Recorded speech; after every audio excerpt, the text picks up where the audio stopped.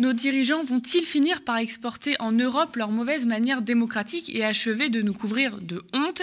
En tout cas, hier, Emmanuel Macron, qui était au Parlement européen pour son discours programme du président du Conseil de l'Union européenne, a scandalisé les journalistes qui y sont accrédités et qui ont tout simplement boycotté sa conférence de presse, comme on peut le faire dans les images qui apparaissent à l'écran, et qui ont été prises par la correspondante du Financial Times.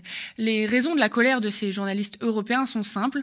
Emmanuel Macron a décidé de leur faire subir une sorte de point de presse sans possibilité de poser de questions. En gros, vous m'écoutez, vous prenez des notes et vous allez diffuser la bonne parole.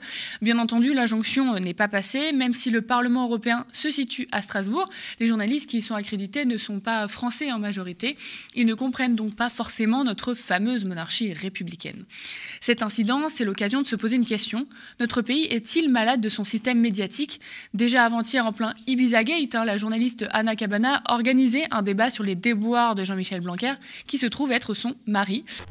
On va d'abord commencer par parler de cette crise politique autour de Jean-Michel Blanquer, qui est au cœur d'une tempête. Hier soir, Mediapart a révélé qu'il avait annoncé le nouveau protocole sanitaire d'avant la rentrée scolaire depuis Ibiza. Et selon la SDJ du Parisien, cet après-midi, eh bien, les deux auteurs de l'interview n'étaient absolument pas au courant de l'endroit où se trouvait Jean-Michel Blanquer. Sachant que tout ça intervient au moment où les syndicats appellent à une nouvelle journée de mobilisation qui devrait avoir lieu jeudi. Donc on va commencer par écouter ce qui s'est passé à l'Assemblée nationale cet après-midi. Une question de la députée des Républicains Virginie Duby-Muller à l'Assemblée et à laquelle Jean-Michel Blanquer a répondu. Anna Cabana, dont on avait déjà remarqué le macronisme exalté. Dans ce mode de fonctionnement nouveau en Macronie, il y a une chose, c'est qu'il faut savoir que le président de la République, il impressionne tout le monde autour de lui. Non, mais quand je vous dis ça, c'est pas un petit sujet politique. C'est-à-dire qu'il impressionne. Les députés sont les petits enfants. Et ses conseillers et les ministres au fond, ils sont tous bluffés. Mais au lieu d'être facteur, si vous voulez, d'une belle et saine émulation, eh bien, ce caractère impressionnant du président de la République paralyse le système. C'est-à-dire qu'en fait, ils ont tous au fond une forme de sidération parce que il est exceptionnel, Emmanuel Macron. Oui, enfin, il fait des erreurs comme tout le monde. Il fait des erreurs monumentales, bien sûr, mais c'est pas le sujet. C'est qu'en fait, il y a dans son tempérament, dans son intelligence, dans la chimie assez exceptionnelle de son. Et ça interdirait à un député de dire attendez, là, on est en train de faire une bêtise. Mais bien sûr que oui, ça crée quelque chose qui paralyse un peu le fonctionnement autour de lui. Et bref, ce débat est un peu surréaliste. C'était sur i24 News, qui appartient, comme BFM TV et RMC, à Patrick Drahi, un des milliardaires qui contrôle 90% des médias français. Patrick Drahi sera justement devant le Sénat dans le cadre d'une commission d'enquête sur le phénomène préoccupant de concentration dans les médias de notre pays. Hier, c'est Vincent Bolloré qui a progressivement pris le contrôle du groupe Canal+, d'Europe 1, de Paris Match, du groupe Prisma Presse et d'autres encore, qui s'y est collé. Et il a montré l'ampleur de sa capacité à contester les évidences, par exemple. Il jure qu'il n'y est pour rien dans les départs de journalistes et d'humoristes des médias dont il a pris le contrôle. Sur Europe 1, je n'ai vu aucun journaliste. Donc je ne sais même pas comment vous pouvez affirmer que j'ai fait partir des journalistes d'Europe 1. Personne ne m'a vu. C'est la réputation qui est faite. Oui. Non, mais c'est la vérité, c'est ça. C'est la réputation qui est faite. Donc qui fait que... je finis ma question. Pardon. Tout est fantasme, tout est réputation. Alors c'est vrai, M. Bolloré, que nous savons que dans le domaine des médias, l'autocensure, par crainte et par ne pas vouloir, disons, susciter le courroux d'un actionnaire existe.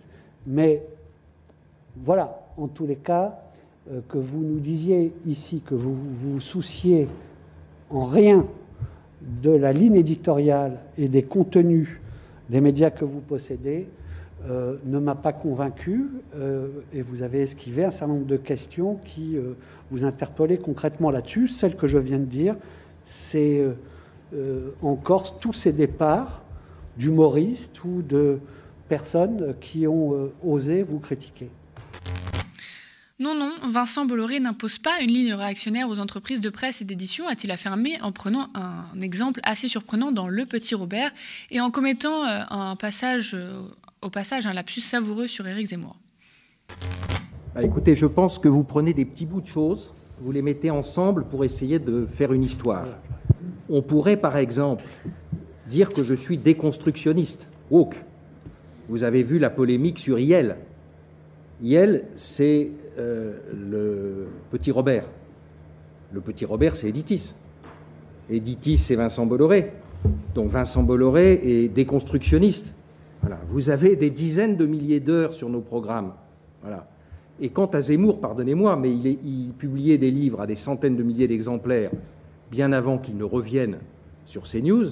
Je vous rappelle qu'il est sur Le Figaro, je vous rappelle qu'il est sur La 6, et comme par hasard, c'est quand il est sur CNews que ça pose problème. Mais je redis, il y a tellement de courants de pensée dans nos livres, dans nos émissions.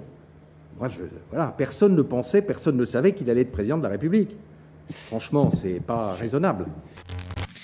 Un moment de vérité tout de même quand Vincent Bolloré, qui n'est pas un entrepreneur idéologique, évoque sa foi dans la rentabilité du secteur des médias, du divertissement et de la culture. C'est à partir de cette idée qui était que nous pouvons créer un champion de la culture européenne, un champion de la culture française, que nous avons entamé ce chemin il y a 20 ans.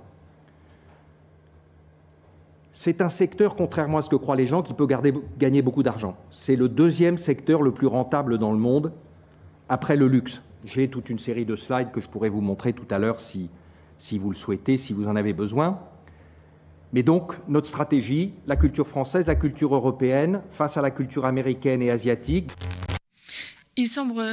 Il semble très clair que si pour Bolloré, CNews ou Europe 1 sont des outils d'influence idéologique, Canal+, qui multiplie les rachats d'opérateurs de télévision payantes en Europe et en Afrique, et aussi Universal Music, sont les futures vaches à lait de son empire.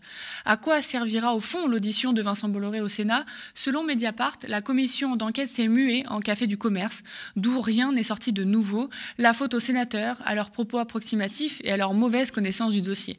Bolloré a donc pu dérouler sa com et se présenter, selon le site d'information indépendant Les Jours, comme un semi-retraité, un inoffensif papy. Aurait-il pu en être autrement? Le rapporteur de la commission d'enquête sur la concentration des médias, le socialiste David Assouline, a dû se rappeler que c'est sous François Hollande, président issu du PS, que la concentration des médias s'est accentuée et que le groupe Bolloré a reçu de nombreux coups de pouce du pouvoir, dans le cadre de bons procédés entre complices, bien entendu.